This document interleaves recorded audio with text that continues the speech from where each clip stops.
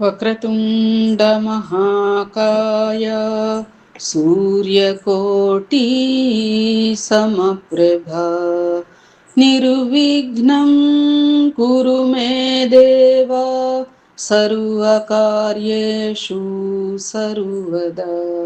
గురు బ్రహ్మా గురుర్విష్ణుః గురుర్దేవో మహేశ్వరః గురుః సాక్షాత్ పరబ్రహ్మ తస్మై శ్రీ గురవే నమః. శరదా శరదాంభోజ వదనా వదనాంబుజే సర్వదా సర్వదాస్మాకం సన్నిధిః సన్నిధిం క్రియాత్. ఓం గం గణపతయే నమః. సద్గురవే నమః. శ్రీ మహాసరస్వత్యై నమః. ఓం ద్రాం దత్తాత్రేయాయ నమః. ఓం శ్రీ సాయిరాం. ఓం గురు బ్రహ్మ గురుర్విష్ణు గురుర్దేవో మహేశ్వరః గురు సాక్షాత్ పరబ్రహ్మ తస్మై శ్రీ గురవే నమః. శ్రీ అక్కల్కోట స్వామి సమర్థ లీలామృతం 54వ అధ్యాయం. ఓ స్వామి సమర్థ, నీవు సాక్షాత్తు దత్తాత్రేయ స్వరూపుడవు. సృష్టిలో ఉన్న జీవరాశికంతటికీ నీవే మూలకారుడవు. మాయామోహితులైన జీవులు నీ తత్వాన్ని గుర్తించలేరు. మహాయోగులు నిన్ను మహాపురుషునిగా గుర్తించి సేవిస్తారు. కర్మిష్ఠులు యజ్ఞయాగాదుల ద్వారా పూజల ద్వారా నిన్ను ఆరాధిస్తారు. జ్ఞానులు తాము చేసే సర్వ కర్మలను నీయందే లయింపచేసి జ్ఞానస్వరూపుడవైన నిన్ను ధ్యాన మార్గం ద్వారా ధ్యానిస్తారు. వివిధ సాంప్రదాయములలోని శిష్యులు ఆయా సాంప్రదాయ గురు స్వరూపములను ధ్యానించిన సర్వగురు స్వరూపుడవైన నీకే అవన్నీ చెందుతాయి. తండ్రి, నీవు విశ్వ విరాట్ పురుషుడవు, సర్వ సాక్షివి. నీ లీలా విలాసం కోసం నీవే వివిధ రూపాలు ధరిస్తూ ఉంటావు. శ్రీదత్తుడవై అత్రి అనసూయలకు జన్మించి అనుగ్రహించినది నీవే. ప్రహ్లాదునికి అవధూత తత్వాన్ని తెలిపిన అవధూతవు నీవే. కార్తవీర్యార్జునుని అనుగ్రహించి జ్ఞానశక్తిని ప్రసాదించిన యోగేశ్వరుడవు నీవే. అలర్కునకు జ్ఞానాన్ని ప్రసాదించిన జ్ఞానస్వరూపుడవు నీవే. బ్రహ్మకు వేదాలను స్ఫురింపచేసిన వేదస్వరూపుడవు నీవే. ఇంద్రునికి జంభాసురుని వలన కలిగిన ఆపదలను తొలగించిన ఆపద్బాంధుడవు నీవే. భార్గవరామునికి త్రిపురా రహస్యమును బోధించిన త్రిశక్తి స్వరూపుడవు నీవే. విష్ణుదత్తునకు మంత్రోపదేశము చేసిన మంత్రస్వరూపుడవు నీవే. తిరిగి కలియుగంలో మానవులను రక్షించుటకై శ్రీపాద శ్రీవల్లభునిగా జన్మించినది నీవే. రజకునకు రాజ్యాన్ని ప్రసాదించిన యోగేశ్వర చక్రవర్తివి నీవే. శ్రీ నృసింహ సరస్వతివై జన్మించి అంబను అనుగ్రహించినది నీవే. శ్రీ నరసింహ సరస్వతిగా అనేక చిత్ర విచిత్రమైన లీలలు చూపించి శ్రీ గురుతత్వాన్ని ప్రబోధించిన సద్గురుమూర్తివి నీవే. దీనులను రక్షించిన దీనదయాళుడవు నీవే. ఆర్తులను కాపాడిన ఆర్తత్రాణ పరాయణుడవు నీవే. తిరిగి మమ్ములను అనుగ్రహించడానికి శ్రీ స్వామి సమర్థుడవై అక్కల్కోటలో నివాసం చేసినావు. ఓ కరుణాస్వరూప, నీకివే మా శతకోటి వందనములు అని చేతులు జోడించి ప్రార్థించి శ్రీ స్వామి స్వరూపమును మననం చేస్తూ ధ్యానంలో నిమగ్నమైనారు. ఎవరు? నిత్యానందయోగి. సాధకులారా, ఆ గురు శిష్యులిద్దరూ విశ్వ నిర్మాణకారకులైన శ్రీ స్వామి సమర్థ విశ్వరూపాన్ని దర్శిస్తూ ఆనంద పారవస్యులై అప్పటి వరకు తాము చెప్పుకున్న శ్రీ స్వామి లీలామృతమును ఆద్యంతము దర్శింపసాగారు.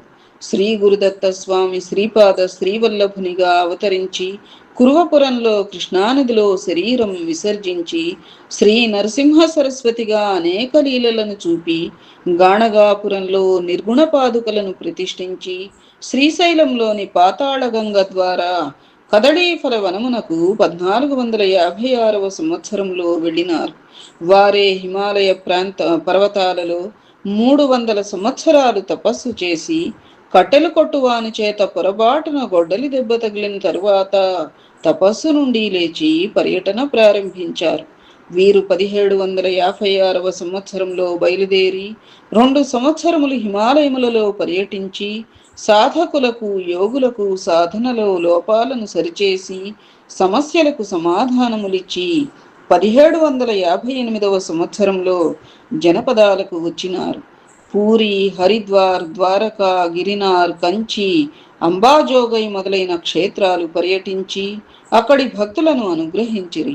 హరిద్వార్లో గోహత్య చేసిన బ్రాహ్మణ పండాలను మందలించి ఆ గోవును బ్రతికించి వారిలో పశ్చాత్తాపమును కలిగించిరి. పండరిలో భీమా నదిపై నుండి నడిచి వెళ్ళి అక్కడ నుండి మంగళవేఢ చేరిరి. మంగళవేఢలో బాలకృష్ణ బువాను అనుగ్రహించిరి. కృష్ణాజీ పంత్ గీతాబాయిల ఇంట్లో 4 సంవత్సరాలుగా కట్టని ఆవునకు పాలు ఇవ్వమని ఆదేశించి వారిని అనుగ్రహించినారు. బసపతేలి అను శ్రీ స్వామి సేవకునికి ఒక పామును తీసుకురమ్మనిరి. ఒక పామును తీసుకోమనిరి. అది ఇంటికి పోయి చూడగా బంగారు కడ్డీగా మారి అతని దారిద్ర్య బాధ తొలగినది. బాబాజీ భట్ ఇంట్లో ఎండిపోయిన బావి వద్ద మూత్ర విసర్జన చేసి దానిలో మంచినీరు నిండునట్లు అనుగ్రహించిరి. ఒక అంధ బాలునికి చూపునిచ్చిరి. సంతానము లేని పేద దంపతులకు సంతానమును అనుగ్రహించిరి. జనాబాయి అను వృద్ధ భక్తురాలు పండరి యాత్రకు బయలుదేరి దారిలో ప్రయాణించలేక ప్రార్థించగా శ్రీ స్వామి పాండురంగ విఠలునిగా దర్శనమిచ్చి అనుగ్రహించిరి. ఒక రోజున శ్రీ దత్తస్వామి శ్రీపాద శ్రీవల్లభులు ఇద్దరు తేజోమయ రూపంలో రాగా ముగ్గురు కలిసి ఈ అవతార కార్యక్రమమును గురించి చర్చించుకొనిరి. యశ్వంత మహాదేవ్ అను మామలతదారుడు కరువు ప్రాంత ప్రజలకు ధాన్యం పంచగా రాజదండన నుండి అతనిని రక్షించినారు.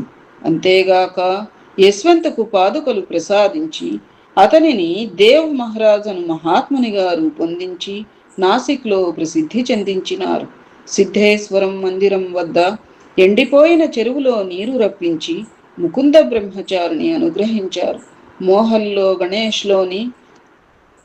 గణేష్ సోనిలోని అధికార గర్వం తొలగించిరి.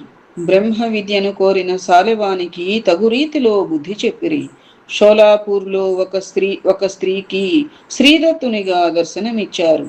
చింతోపంతోలను భక్తుడు శ్రీ స్వామిని చూచి మహాత్మునిగా గుర్తించి తన ఇంటికి ఆతిథ్యానికి ఆహ్వానించి స్నేహితుల మాటపై శ్రీ స్వామికి వేరుగా భోజనం పెట్ట సంకల్పించ వాని మనస్సులో కల్మషమును పోగొట్టి వాని భిక్షను స్వీకరించిరి. మరి ఒకసారి ఆలస్యము చేసి భిక్ష స్వీకరించి కూడా వాని కుమారుడు దాజీబాపంత ఆలస్యముగా ఆఫీసుకు వెళ్ళగా శ్రీ స్వామి లీల వలన అతని సంతకం హాజరు పట్టీలో చేసి ఉన్నది. అక్కడి నుండి అక్కల్కోట చేరినారు. మొదటి రోజున పశువుల కాపురుల ఇంట విందు స్వీకరించి 2వ రోజున పాండురంగ పౌరాణికి ఇంట్లో భిక్ష స్వీకరించిరి. 3వ రోజున రాజు పురోహిత ఇంటిలో భిక్షను స్వీకరించిరి. అదే రోజు మహమ్మద్ అలీ ఖాన్ ద్వారా చోళప్ప ఇంటికి చేరిరి. అదే రోజు సాయంత్రం అక్కల్కోట సంస్థానకు రాజు రాజా మాలోజీరావును అనుగ్రహించి అప్పటి నుండి తరచుగా రాజభవనంలో ఉండసాగిరి. రాజా మాలోజీరావు చోళప్పను శ్రీ స్వామి సేవకునిగా అధికారికంగా నియమించిరి.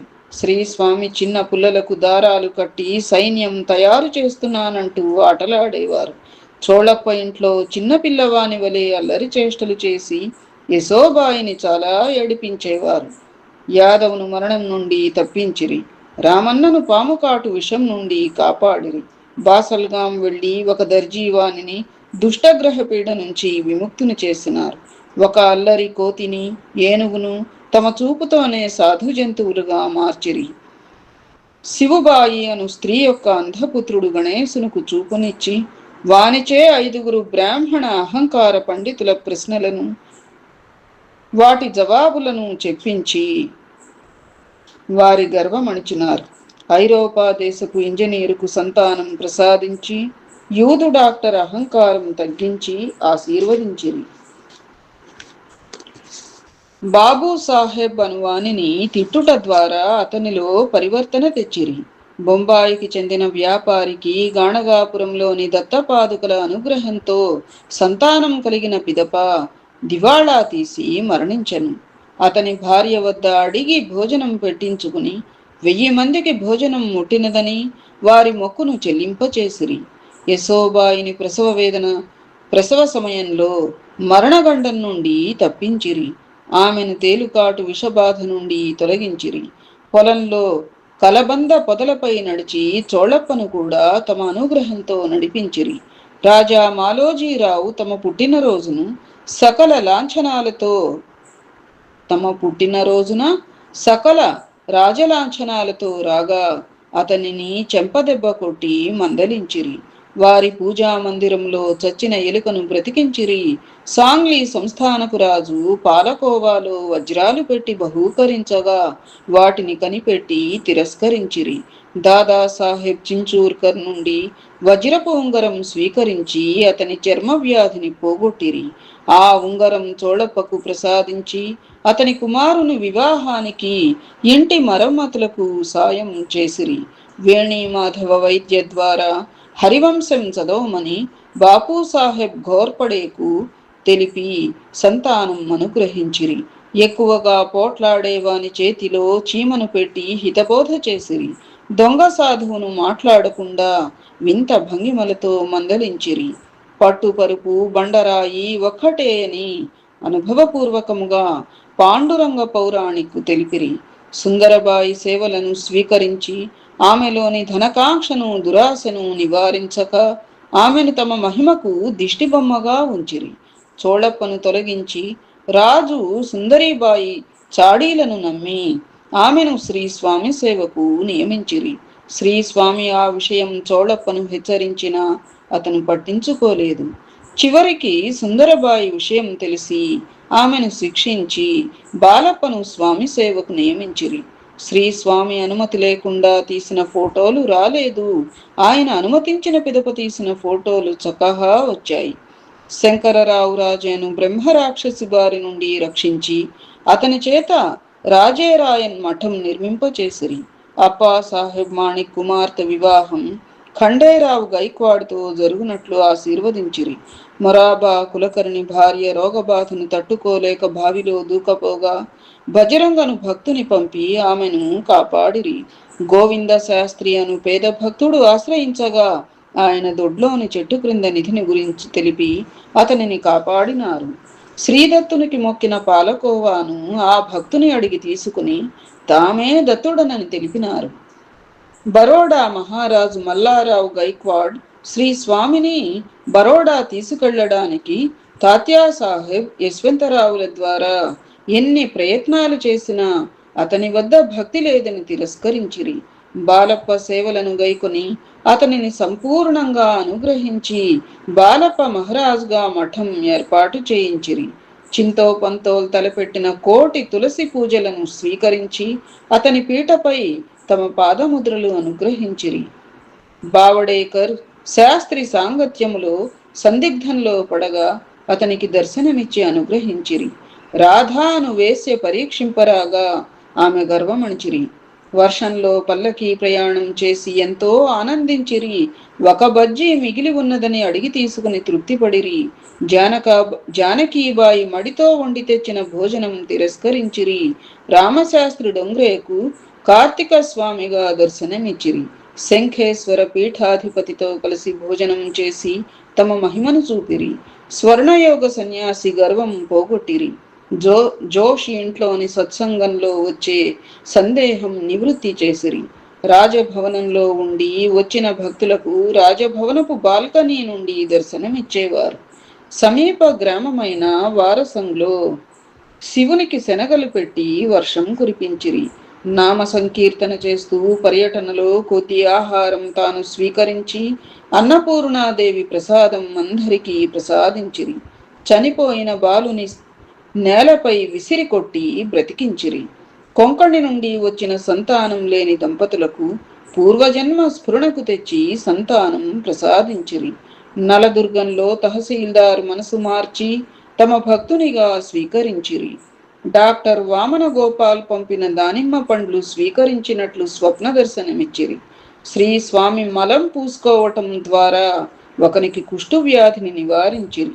శ్రీధర బ్రాహ్మణునికి శ్రీపురి వృక్షం జాడ తెలిపి అతని రోగం తగ్గించిరి. గోవిందజీ, మాధవ్జీ సమర్పించిన గారెలు, పాయసం ఫకీరుకు సమర్పించమని భుక్తశేషం అతనికిచ్చి అనుగ్రహించిరి. వంటవాడు కానోజీకి 10,000 రూపాయలు లభ్యమగునట్లు దీవించిరి. ఒక బీద బ్రాహ్మణునికి ఎముకలు ఏరుకునమని తద్వారా బంగారం ప్రసాదించిరి. ఒక ఎముకను సంతానార్థి అయిన బ్రాహ్మణ స్త్రీ స్వీకరించుటకు వెనుకాడగా కడజాతి స్త్రీ స్వీకరించి సంతానం పొందినది. నందరాం సుందరజీ వ్యాధిని ఊదితోనే తొలగించిరి. ఆయనకు శివాలయంలోని శివలింగంలోనూ బయట శ్రీ స్వామి దర్శనమిచ్చిరి. శ్రీ నరసింహ సరస్వతి స్వామిని శక్తిపాతం ద్వారా ఆశీర్వదించి అతనిని ఆళందికి పంపిరి. అంటే ఒక సన్యాసి పేరది. పిమ్మట వాని సిద్ధుల ప్రదర్శనం నిలిపివేసి ఒక గొప్ప మహాత్మునిగా తీర్చిదిద్దారు. ఆయనను తమంతటి వానిగా చేసిరి. శ్రీ రామానంద బీడ్కర్కున్న ధనకాంక్ష, స్త్రీ వ్యామోహములను తొలగించి అతనిని బీడ్కర్ మహారాజుగా ఖ్యాతికెక్కించిరి. అతని నుండి గురుదక్షిణగా స్వర్ణయోగ విద్యను ఆపివేయించిరి. అతని చేత నర్మద ప్రదక్షిణం చేయించిరి. లక్ష్మణ్ణను జాలరి సముద్రములో ఒక తుఫాను తాకిడి నుండి రక్షించి జాలరిని సముద్రంలో ఒక తుఫాను తాకిడి నుండి రక్షించి అతనిని ఆశీర్వదించి శ్రీ ఆనంద భారతి అను మహాత్మునిగా తీర్చిదిద్దిరి. సవతి తల్లి పెట్టు బాధలను తట్టుకోలేక ఇల్లు విడిచి వచ్చిన సీతారాంను చక్కటి యోగిగా తయారు చేసి శ్రీ సీతారాం మహారాజుగా ప్రసిద్ధి పొందించిరి. ఈయన మంగళవేఢాలో 40 సంవత్సరములుండి పండర సమీపంలోని కరడి గ్రామంలో సిద్ధి పొందిరి. శివరామ బావడేకర్ అను విశ్వబ్రాహ్మణ బాలుని యోగిగా తయారు చేసి రంగోళీ మహారాజ్ అని పేరిడినారు. ఈ రంగోళీ మహారాజ్ కుంభార గల్లీలోని కుంభారస్వామిని సేవించి గొప్ప మహాత్ముడైనాడు. జమాదార్ అను జైలర్ను జైలు నుండి తప్పిపోయిన ఖైదీని దొరికించి కాపాడినారు. చివరికి జమాదరును అనుగ్రహించి తన పాదుకలు ప్రసాదించినారు. ఆయన యోగ సాధనతో మైకే దర్గా యోగిగా ప్రసిద్ధి పొందినారు. ఆ పాదుకలు దర్శించిన వారికి నేటికి తమ కోర్కెలు నెరవేరుట శ్రీ స్వామివారి లీలయే. ఒక కుటుంబంలోని వారందరూ పిచ్చివారై చనిపోగా మిగిలిన ఒక్కడు శ్రీ స్వామి యొక్క హస్తమస్తక సంయోగం ద్వారా గొప్ప మహాత్మునిగా రూపుదాల్చినాడు. ఆయన వింత యోగిగా ప్రసిద్ధి పొందినారు. ఆయన నోటి వెంట వచ్చిన మాటలు జరిగి తీరేవి. ఠాకూర్ దాస్కు పుత్ర సంతానం అనుగ్రహించి తమ పాదుకలు ఇచ్చి శ్రీ రఘునాథ మందిరంలో ప్రతిష్ఠింపచేసిరి. ఆ పాదుకలు సేవించిన వారికి శ్రీ స్వామివారి సన్నిధి అనుభవమగుచున్నది. ఒక దంపతులకు శ్రీ దత్తాత్రేయ స్వామి తానే వారికి పుత్రునిగా జన్మిస్తానని స్వప్నంలో చెప్పిరి. ఆ బిడ్డను తీసుకొని తల్లిదండ్రులు శ్రీ స్వామిని దర్శించగా శ్రీ స్వామి అతనికి దీక్షనిచ్చి శ్రీకృష్ణ సరస్వతి అను పేరు పెట్టి గొప్ప మహాత్మునిగా రూపొందించినారు. ఈయనకు శ్రీ స్వామి సమర్థులకు భేదమే లేదని భక్తుల విశ్వాసం. రామచంద్ర కేల్కర్ అను రైల్వే ఉద్యోగికి కడుపు నొప్పి తగ్గించి ఆశీర్వదించి ఒక యోగిగా తయారు చేసినారు. ఆయనకు ప్రీతినంద స్వామి కుమార్ అని పేరు పెట్టినారు. నాథ సాంప్రదాయానికి చెందిన శ్రీ సంపూర్ణానంద సరస్వతి శ్రీ స్వామి సమర్థుల ఫోటోను ఎప్పుడూ తన ఎదుట పెట్టుకునేవారు. ఆళంది నుండి వచ్చిన శ్రీ సత్యదేవానంద సరస్వతి స్వామిని పావాస్లో ఉన్న శ్రీ స్వరూపానంద పరమహంస దర్శనానికి పంపిరి.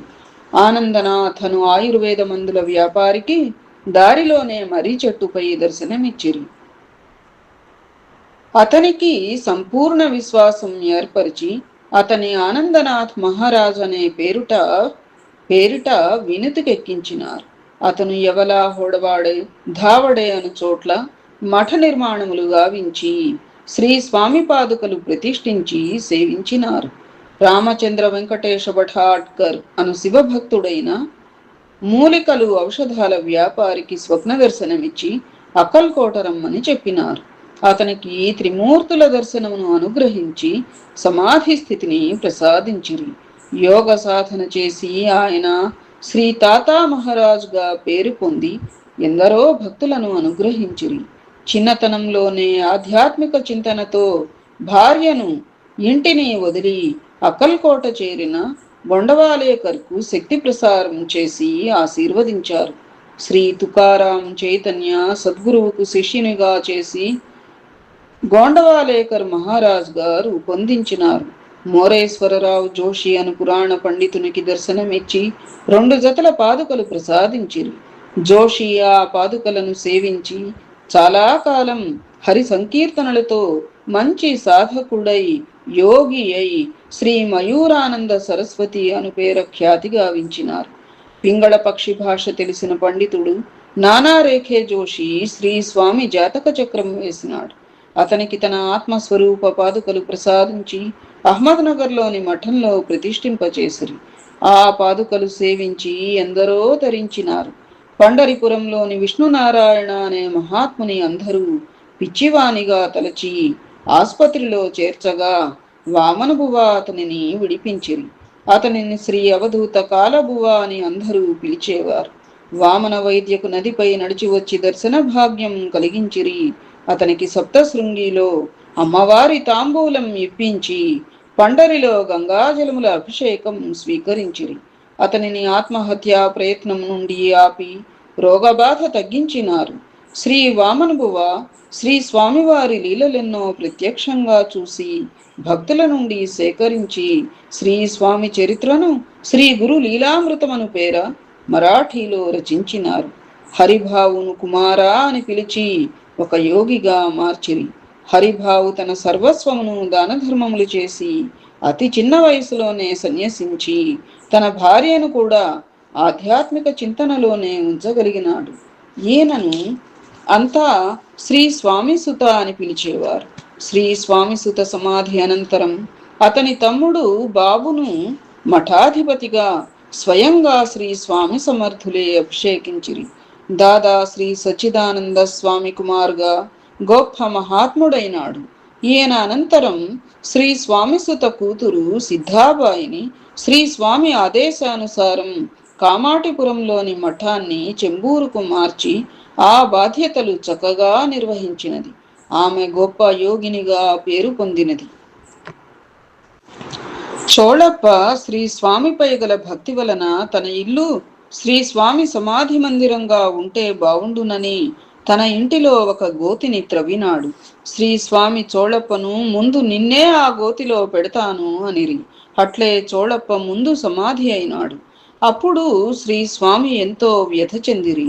శ్రీ స్వామి తన నిర్యాణం గురించి ముందే భక్తులకు సూచనల ద్వారా తెలిపిరి.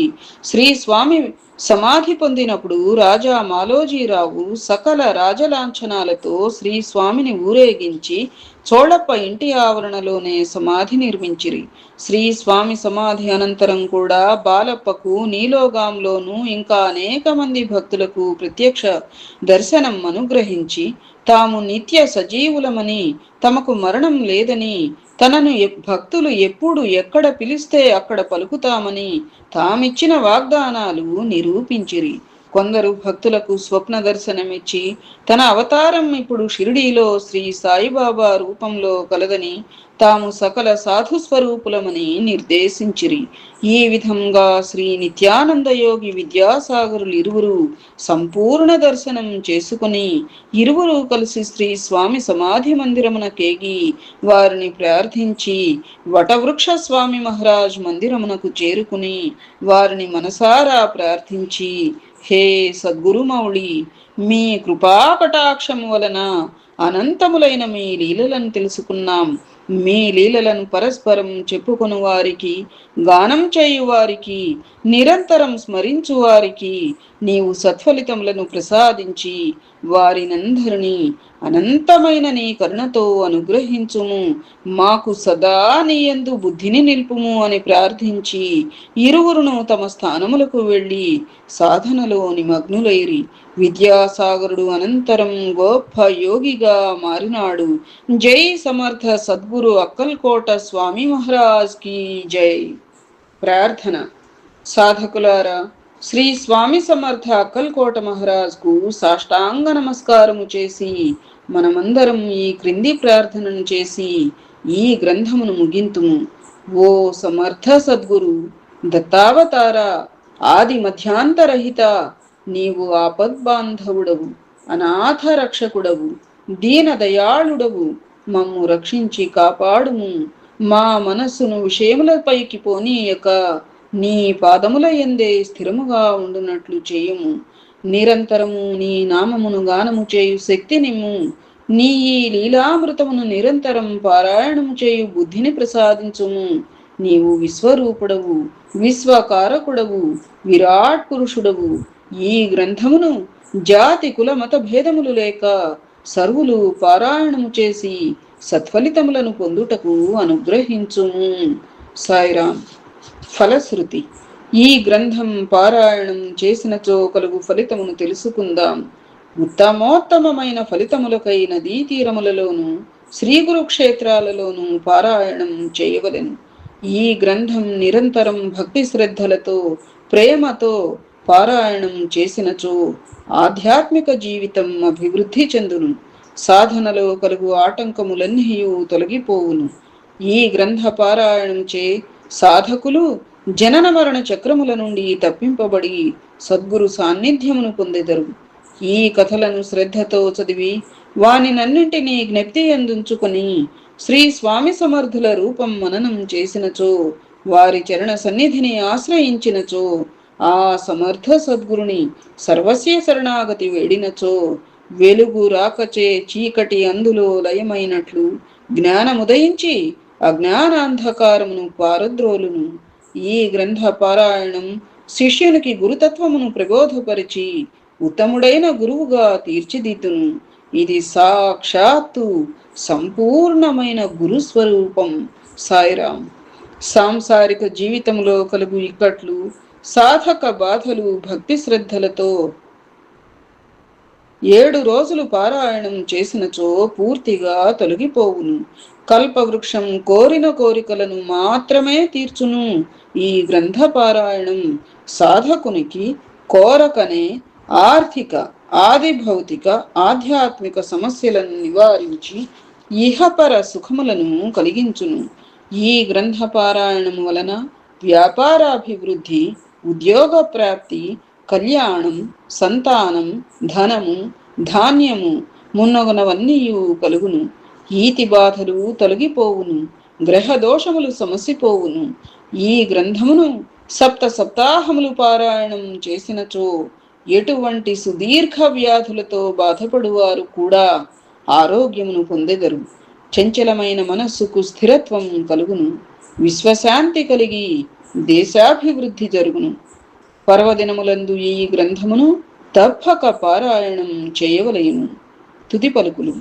ఓ శ్రీ స్వామి సమర్థ, అనంతమైన నీ లీలలను గ్రంథరూపమున పలికేందుకు కావలసిన స్ఫూర్తినందించి ఆశీర్వదించి రచనలో ప్రతి క్షణము వెంట నుండి పూర్తిగా వించినారు. నేను అతి సామాన్యుడను, ఏ భాష యందు పాండిత్యం లేనివాడను. అటువంటి ఈ దీనుని అనుగ్రహించి మహోన్నతమైన మీ లీలలను దర్శింపచేసినారు. అలాగే ఈ గ్రంథమును పారాయణము చేయువారునందరినీ అనుగ్రహించుడి. మీకివే నా 100,000,000 సాష్టాంగ దండ ప్రణామములు. ఓ స్వామి సమర్థ, రక్ష రక్ష, పాహి పాహి. అఖిలాండ కోటి బ్రహ్మాండ నాయక, రాజాధిరాజ, యోగిరాజ, పరబ్రహ్మ, శ్రీ సచిదానంద సద్గురు శ్రీ స్వామి సమర్థ అక్కల్కోట మహారాజ్ కి జై. ఓం సహనావతు సహనౌ భునత్తు సహ వీర్యం కరవావహై తేజస్వినావధీతమస్తు మా విద్విషావహై. ఓం శాంతి శాంతి శాంతి. ఓం పూర్ణమదః పూర్ణమిదం పూర్ణాత్ పూర్ణముదచ్యతే పూర్ణస్య పూర్ణమాదాయ పూర్ణమేవావశిష్యతే. ఓం శాంతి శాంతి శాంతి. ఇది విద్యాసాగర శ్రీ నిత్యానంద యోగి సంవాద రూపమున శ్రీ దత్తాత్రేయ సంప్రదాయ శిష్య పరంపరలోని శ్రీ శ్రీ శ్రీ స్వామి విఠలానంద సరస్వతి మహారాజ్ శ్రీ విఠల్ బాబాజీ విరచిత శ్రీ అక్కల్కోట స్వామి సమర్థ లీలామృతం 54వ అధ్యాయం సంపూర్ణం. అనుబంధం కూడా ఉందమ్మా. ఏతత్ ఫలం సర్వం సద్గురు చరణారవిందార్పణమస్తు. సద్గురవే నమః. శ్రీమాత్రే నమః. ఓం గ్రాం దత్తాత్రేయాయ నమః. करचरणकृतं वा कायजं कर्मजं वा श्रवणनयनजं वा मानसं वापराधं विहितमपि हितं वा सर्वमेतत् क्षमस्व. जय जय करुणाब्धे श्री प्रभो साईनाथ. श्री सच्चिदानंद समर्थ सद्गुरु साईनाथ महाराज की जय. ఓం స్వామి సమర్థాయ నమః. శుభం భూయాత్. తదుపరి అనుబంధంతోనే గ్రంథ పరిసమాప్తి అయినట్టు లెక్క తీసుకోండి అమ్మా. జై శ్రీరామ్. అనుబంధం ఈ యొక్క అక్కల్కోట స్వామి సమర్థ లీలామృతం అనుబంధం చెప్పుకుని ఇహ గ్రంథ పరిసమాప్తమ్మ. నిన్న అన్ని మంగళాశాసనాలు అవన్నీ చెప్పేసుకున్నాం. మనం అనుబంధంతో ముగించుకుందాం. పరమ పూజ్య శ్రీ శ్రీ శ్రీ స్వామి విఠలానంద సరస్వతి మహారాజ్ వారి గురించి, వారి దివ్య సంకల్ప శక్తి గురించి సంక్షిప్తంగా చెప్పుకుందాం. శ్రీ విఠల్ బాబా వారు 7 సంవత్సరాల వయస్సులో పండరిపుర క్షేత్రంలో చంద్రభాగా నది తీరంలో ఇసుక తిన్నెలపైన ఆడుకుంటూ శ్రీ కైకాడి మహారాజ్ వారికి కనిపించారట. వారికి పాండురంగని నుంచి ఏమి సంకేతం లభించిందో ఎరుగము గాని వారు ఈ బాలుని దగ్గరకు తీసుకొని మఠానికి తీసుకొని పోయి విఠల్ అనే పేరుతో అందరికీ పరిచయం చేసినారు. ఆనాటి నుండి ఆయన పర్యవేక్షణలో బ్రహ్మచారి విఠల్గా భజనలు, కథాగానాలు, ఆధ్యాత్మిక ప్రవచనాలు, నృత్య నాటికలు, సత్సంగాలలో పాల్గొనుట, శ్రవణం చేసిన ఏ విషయాన్నైనా ఆకళింపు చేసుకొనుటలో ప్రథమ స్థానం సంపాదించుకున్నారు. గురు కృపను పొంది వారి అనుమతితో హిమాలయాలకు పోయి హృషికేశ్లోని కైలాస ఆశ్రమంలో 2 సంవత్సరాలు గడిపినారు. ఆ సమయంలో శ్రీ విష్ణు మహాదేవానంద స్వామి వారు ఆశ్రమాధిపతిగా వర్తించేవారని, వారి పర్యవేక్షణలో ఎన్నో యోగ రహస్యాలు, దైవ రహస్యాలు తెలుసుకొనటం జరిగిందని చెప్తూ ఉంటారు. ఎన్నింటినైనా తెలుసుకోవచ్చు మానవుడు, కానీ వాటినన్నిటినీ బహిర్గతం చేయకుండా నిగ్రహించుకొని తనలోనే నిక్షిప్తం చేసుకున్నటనే ప్రక్రియను సాధనతోనే పొందాలి అని చెప్తుంటారు. ఆ విధంగా వారి తపస్సు మానస సరోవర సమీపంలో పూర్ణత్వాన్ని పొందిన తదుపరి అదృశ్య గురువులు దర్శనమిచ్చి వారి కర్తవ్యాన్ని తెలిపి జనపదాలకు పోయి భక్తి జాగరణ చేయమని ఆదేశించినారు. తమ లోక కళ్యాణ భావనకు ఆ మహాత్ముల అండదండలే బలమని చెప్తారు. 8 సంవత్సరాల వయస్సులోనే పండరిపురంలో కైకాడి మహారాజ్ వారి మఠంలో ఉన్న రోజుల్లోనే ఒకనాటి రాత్రి అకస్మాత్తుగా శ్రీ షిరిడి సాయినాథుల వారు తన సన్నిధికి ఆకర్షించుకున్నారు. మెళకువ వచ్చి దిక్కులు చూస్తూ ఉంటే సాయిబాబా వారు డర్తా హై క్యా బేటా, ఏమి భయపడ్డావా అన్నారుట. అట్లే చూస్తూ ఉండగా వారు దగ్గరగా వచ్చి హస్తమస్తక సంయోగం ద్వారా శక్తిపాతం చేశారు. తరువాత నన్నే తలుచుకుంటే చాలు, నీ కర్తవ్యం బోధపడుతుంది అని దీవించి అదృశ్యమైనారని తన చిన్ననాటి ముచ్చట్లలో భాగంగా శ్రీ విఠల్ బాబా వారు చెప్తూ ఉంటారు.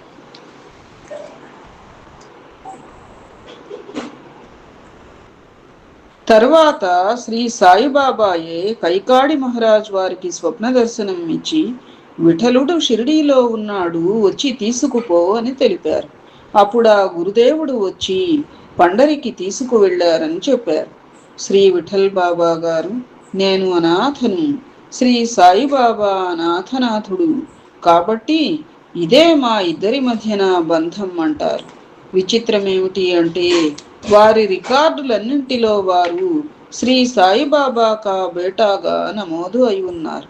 1956లో షిరిడీ సాయిబాబా వారి సమాధి పైన ఇప్పుడున్న విగ్రహ ప్రతిష్టకు శ్రీ సాయి షిరిడీకి రప్పించుకుని ఆ కార్యక్రమాన్ని తమ చేతుల మీదుగా చేయించుకున్నారని శ్రీ విఠల్ బాబా తన్మయత్వంతో చెప్తారు.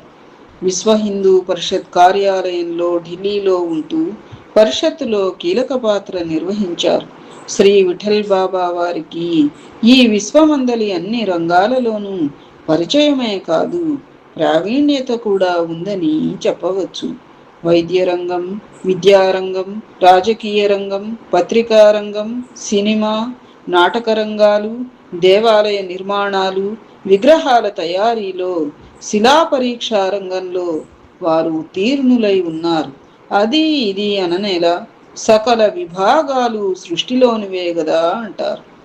విశ్వ హిందూ పరిషత్ సంచాలకులుగానే ఆంధ్ర రాష్ట్రంలో ముందుగా కడప జిల్లాలో అడుగుపెట్టారు. అప్పటి నుండి తెలుగు భాషపై మక్కువ పెంచుకొని అక్షరాలు నేర్చుకుని తెలుగులోని ఆధ్యాత్మిక వాంగ్మయాన్ని మొత్తం కిటపట్టినారు. వారి కలం పేరు జనావళి ప్రియ. ఆ కలం పేరుతో అనేక గేయాలు, సామాజిక సమస్యలపై వ్యాఖ్యలు రాశారు. దక్షిణాది రాష్ట్రాలలో ఎక్కువగా ఆంధ్ర, కర్ణాటకలోనూ, తమిళనాడులోని కొన్ని జిల్లాల్లోనూ వారికి భక్తులు, మిత్రులు, శిష్యులు ఏర్పడి ఉన్నారు. 1962లో అదృశ్య గురువులు హిమాలయాలకు రప్పించుకుని సన్యాస దీక్షను ప్రసాదించి తిరిగి జనపదాలకు పంపినారు. వారి గురు పరంపర ఇట్లున్నది. శ్రీ విఠల్ బాబా వారి గురువు పూజ్యశ్రీ నిరంజనానంద సరస్వతి స్వామి. వారి గురువు పూజ్యశ్రీ నిత్యానంద సరస్వతి స్వామి. వారి గురువులు పూజ్యశ్రీ సర్వేశ్వరానంద సరస్వతి స్వామి వారులు అని చెబుతారు. దత్త సాంప్రదాయంలో వీరిది నిరంజన శాఖ. ఈ సంప్రదాయమే ఎంతో విశిష్టమైనదని చెప్తారు. గురువు నిర్దేశించిన మార్గంలో నడవడమే ఉత్తమ శిష్యుల లక్షణం అని, ప్రత్యేకం శిష్యునికి పేరు ప్రఖ్యాతులతో సంబంధం ఉండరాదు అంటారు శ్రీ బాబావారు.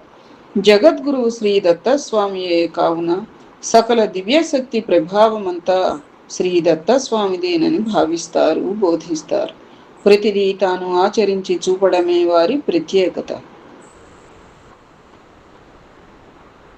శ్రీ సాయిబాబా శ్రీ దత్తస్వాముల ఆదేశముల మేరకు నడుస్తూ ఆంధ్రదేశంలో దత్తభక్తి ప్రచారం చేస్తూ వారు తిరుగని జిల్లా లేదు, చూడని పట్టణం లేదు. హైదరాబాదులో మకాం పెట్టి అన్ని ప్రాంతాలకు పర్యటించి వస్తుండేవారు. 1988 వరకు జరిగింది. తరువాత వారి మకాము కృష్ణా జిల్లా జగ్గయ్యపేటకు మార్చుకున్నారు. 1977లో 1978లో శ్రీశైలంలో శివరాత్రికి వచ్చిన యాత్రికులకు అన్నదాన కార్యక్రమం నిర్వహించారు. 1980లో కృష్ణా పుష్కరాలకు సీతానగరంలో 12 రోజులు పుష్కర యాత్రికులకు అన్నదానం నిర్వహించారు. భక్తుల సహకారంతో హైదరాబాద్లోని వనస్థలిపురంలో శ్రీ సాయిబాబా మందిర నిర్మాణం చేయించి విగ్రహ ప్రతిష్టలు చేయించారు. ఉత్సవాలు జరిపారు. అన్ని జిల్లాలలోనూ శ్రీ దత్తసాయి భక్తి ప్రచారం చేస్తూ కొన్ని వందల గ్రామాలలో సాయిబాబా విగ్రహాలు, దత్తపాదుకలు ప్రతిష్ఠించారు. 1991లో రాజమండ్రిలో గోదావరి పుష్కరాల సందర్భంగా వేల మందికి అన్నదానం 12 రోజులు నిర్వహించారు. 1992లో కృష్ణా పుష్కరాలకు ముందుగానే శ్రీ గురుచరణం పత్రికను స్థాపించి ఆవిష్కరించారు. ఆ రోజు నుండి వారి కార్యక్రమాలు నిరంతరాయంగా భక్తులకు, శిష్యులకు అందడం ప్రారంభమైంది. ఆ పత్రిక ద్వారా విజయవాడకి వారి మకాం మార్చుకున్న తరువాత 1992 నుండి కార్యక్రమాలు మరింత విస్తారమైనాయి. 92 సెప్టెంబరులో కృష్ణా పుష్కరాలు, 12 రోజులు అన్నదానం విజయవాడ PWD గ్రౌండ్స్లో జరిపారు. పల్లె పల్లెకు కూడా పత్రిక ద్వారా శ్రీ బాబా పరిచయమైనారు. ఆ తర్వాత 93 సెప్టెంబరులో ప్రథమంగా శ్రీ గురు చరిత్ర సామూహిక పారాయణ సప్తాహం నరసింహవాడిలో నిర్వహించారు. 94 మే నెలలో పిఠాపురంలో ద్వితీయ సప్తాహం, 94 నవంబరులో గాణగాపూర్లో తృతీయ సప్తాహం, 95 మే నెలలో శ్రీక్షేత్ర కురువపురంలో చతుర్థ సప్తాహం, 96లో శ్రీ అక్కల్కోట స్వామి సమర్థుల సమక్షంలో పంచమ సప్తాహం, 96 మేలో షేగాంలో షష్టమ సప్తాహం జరిపించారు. అక్కల్కోట స్వామి సమర్థ లీలామృతం అనే గ్రంథాన్ని స్వయంగా శ్రీ బాబా గారు రచన చేసి 96 అక్కల్కోట సప్తాహంలో గ్రంథావిష్కరణ జరిపించారు. 1996 ఏప్రిల్ నెలలో అక్కల్కోట స్వామి పాదుకలు తెప్పించి పల్లకీలో ఉంచి విజయవాడ నుంచి పిఠాపురానికి పాదయాత్ర నిర్వహించారు. అందులో స్వయంగా శ్రీ బాబా గారు నడవడమే విశేషం. తరువాత 96 డిసెంబర్లో దత్త జయంతికి రెండవ పాదయాత్ర, 97 డిసెంబర్లో దత్త జయంతికి మూడవ పాదయాత్ర, 98లో నాలుగవ పాదయాత్రలు నిర్వహించారు. 97లో గీతా జ్ఞాన యజ్ఞాలు ప్రారంభించి చిన్న చిన్న పల్లెలలో కూడా జరిపించారు. 98 మే నెలలో గీతాయజ్ఞం సామూహిక పారాయణల సందర్భంగా కురువపురంలో జరిపిన శిబిరం వారి జీవితంలో అత్యంత ప్రధాన ఘట్టంగా రూపుదిద్దుకున్నది. అదేమిటంటే శ్రీపాదస్వామి నడయాడి పవిత్రీకరించిన స్థలంలో శ్రీ దత్త దేవాలయ నిర్మాణానికి దత్తాదేశం లభించుటయే. 99 జనవరి 31న శ్రీక్షేత్ర శ్రీవల్లభాపురంలో దత్తమందిర నిర్మాణానికి శంకుస్థాపన జరిపించారు. 99లో 99 మే నెలలో అత్యంత వైభవంగా విగ్రహ ప్రతిష్టలు చేయించారు. ఆనాటి నుండి శ్రీక్షేత్ర శ్రీవల్లభాపురంలో జగద్గురు శ్రీ దత్తాత్రేయ మహాసంస్థానం అక్కడ సుప్రతిష్టం చేశారు. 2001లో షిరిడీలో సప్తమ సప్తాహం జరిపించారు. 20 ఎకరాల స్థలంలో శ్రీ సాయిబాబా మందిర నిర్మాణం, తర్వాత కర్ణాటకలో శ్రీ దత్తపురంలో విశ్వసాయి బాల విద్యా కేంద్రం అన్నీ 2001లోనే సుసంపన్నం అయ్యాయి. 2003లో మహబూబ్ నగర్లో శ్రీ వెంకటేశ్వర కాలనీ మరియు లక్ష్మీనగర్ కాలనీల మధ్యన శ్రీ రాజరాజేశ్వరి మరియు సాయి మందిరముల నిర్మాణం చేయించారు. 2005లో ఏలూరు వద్ద దూబచెర్ల గ్రామంలో ప్రారంభించిన శ్రీ దత్తసాయి పంచావతార మహాపీఠంలో ప్రతిష్టలు అత్యంత వైభవంగా జరిపించారు. 2004లో శ్రీక్షేత్ర వల్లభాపురంలో ఊహించలేనంత వైభవంగా కృష్ణా పుష్కరాలు జరిపించి 12 రోజులు అన్నదానం జరిపించారు. పత్రికలన్నీ శ్లాఘించాయి. జిల్లా కలెక్టర్తో సహా అధికారులు సంతోషించారు.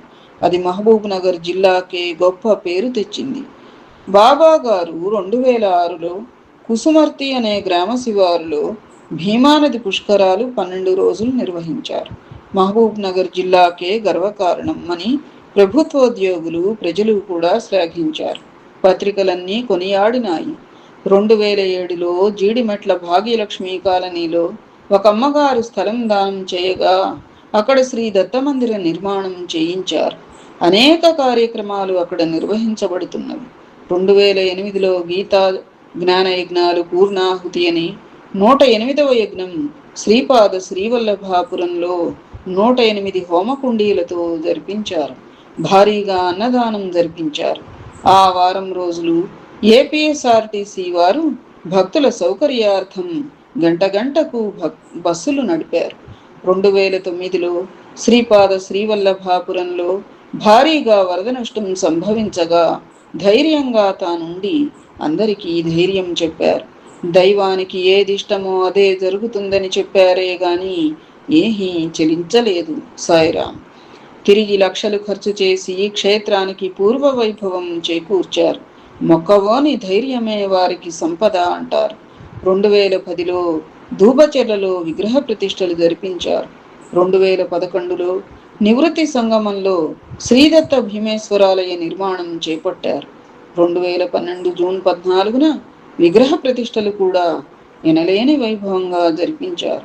ఇదంతా దైవ ఘటనయే గాని తనదేహీ లేదంటూ నిరాడంబరంగా ఉంటారు. అందరూ తనవలే ఉండగలిగితే అనగా సరువుల పట్ల ప్రేమతో మసలుకోగలిగితే భారమంతా భగవంతుడే వహించగలడని శ్రీ బాబా గారు చెప్తారు. ఈ విధంగా నిరాడంబర జీవితాన్ని గడిపే యోగులు మనకు అందుబాటులో ఉండడం మన అదృష్టం. ఇలాగని భావించి సేవించే భక్తులు వేలాదిగా ఈ మహాత్ముని ప్రేమావరణంలోనికి చేరినారు. పుష్పక విమానం వలె వారి హృదయంలో ఎందరికైనా చోటు దొరుకుతుంది. కొందరికి బాబా తండ్రిగా, కొందరికి తాతగా అందరికీ ప్రేమను పంచారు. భక్తులందరికీ హృదయములందు స్థానమును పొందిన శ్రీ బాబా గారు 18/7/2014 నాడు ఈ భూమిపై తన అవతార కార్యం పూర్తి అయినదన్నట్లుగా బ్రహ్మీభూతులై విశ్వవ్యాపి అయిన పరమాత్మ పదమును అలంకరించి విశ్వవిరాట్ పురుషుడిగా పిలిచిన వారికి పలుకుతున్నారు. తలచిన వారికి దర్శనమిస్తూ ఉన్నారు. భక్తులు శ్రీ బాబా గారిని దత్తావతారులను గుర్తించి వారి సామర్థ్యమునకు ఎన్నటికీ లోటు లేదని గుర్తించి పూజిస్తూ ఉన్నారు అని శ్రీమాతా నిరంజనానంద సరస్వతి గారు శ్రీపాద శ్రీవల్లభాపురం మాతాజీ వారు చెప్పారన్నమాట విఠల్ బాబాజీ గురించి. మనకి అసలు ఎన్ని గ్రంథాలు ఉన్నాయనేది కూడా మన యొక్క శ్రీ సాయి ఆధ్యాత్మిక గ్రంథపారాయణ గ్రూపు స్థాపన చేసుకున్నప్పుడు తెలియదమ్మా. అక్కడ వల్లభాపురానికి వెళ్ళి మాతాజీ వారి దర్శనం చేసుకుని వారితో ఆధ్యాత్మిక పరిచయం ఏర్పడినాకే గురుగీత, స్వామి సమర్థ, వాసుదేవానంద సరస్వతి స్వామివారి చరిత్ర, శ్రీపాద లీలా వైభవం, విఠల్ బాబా విజయం, శ్లోక రూప గురు చరిత్ర, తర్వాత ఇంకా ఏమిటి, ఇట్లా చాలా గ్రంథాలు మనం ఆ సంస్థానం నుంచే తెలుసుకుని ఆ సంస్థానం నుంచి పొందాము. తగినటువంటి రుసుమును చెల్లించుకుని అనే సత్యం మన గ్రూప్లో చాలా కాలం నుండి మొదటి నుంచి ఉంటున్న వారందరికీ కూడా విదితమే కదా. ఏది ఏమైనప్పటికీ మహనీయుల సాంగత్యం, గొప్ప గొప్ప సంస్థానాల పరిచయం మనం ఆరాధించేటువంటి గురుకృప వల్లనే సంప్రాప్తం అవుతుందనేదైతే ఈ పైనంలో మనకి తెలుసుకున్నటువంటి సత్యం. గురువు కృప ఉండబట్టే మనకి అలా పరిచయం చేసి తద్వారా అనేక గ్రంథాల పారాయణ ఈ వేదికపై చేసుకునేటువంటి భాగ్యాన్ని ఆ సద్గురువు కలిగించారు. లేకపోతే మనకేం తెలుసున్నా అది. ఇక్కడ విఠల్ బాబా వారు కూడా అదిగో సాయిబాబా యొక్క పుత్రుడు అని చెప్పి ఆయన పేరు పొందారు అని చెప్పటల్లా. మరి అదంతా కూడా వారి ఇరువురికి కూడా అట్లా అవినాభావ సంబంధం ఉండబట్టి సద్గురుని శుశ్రూషలో ఉన్న మనకి బహుశా ఆ సంస్థానం పరిచయం జరిగిందని నేను నమ్ముతున్నాను. ఈ రకంగా మనం శ్రీ స్వామి సమర్థ లీలామృతం పారాయణం సంపూర్తి చేసుకున్నామమ్మా. మహాద్భుతమైనటువంటి గ్రంథం, మహిమాన్వితమైనటువంటి గ్రంథరాజు కదా. దత్తావతార చరిత్రల్లో 4వ దత్తావతార చరిత్ర ఇది. తదుపరి గ్రంథం గురించి మనం కొంత విరామం తీసుకున్నాక చెప్పుకుని పారాయణ మన గ్రూప్లో తద్వారా మన యొక్క ఈ ఛానల్లో ఆరంభించుకుందాం. స్వస్తి, శుభం భూయాత్. సర్వే జనాః సుఖినో భవంతు, సమస్త సన్మంగళాని సంతు, లోకాః సమస్తాః సుఖినో భవంతు. శుభం.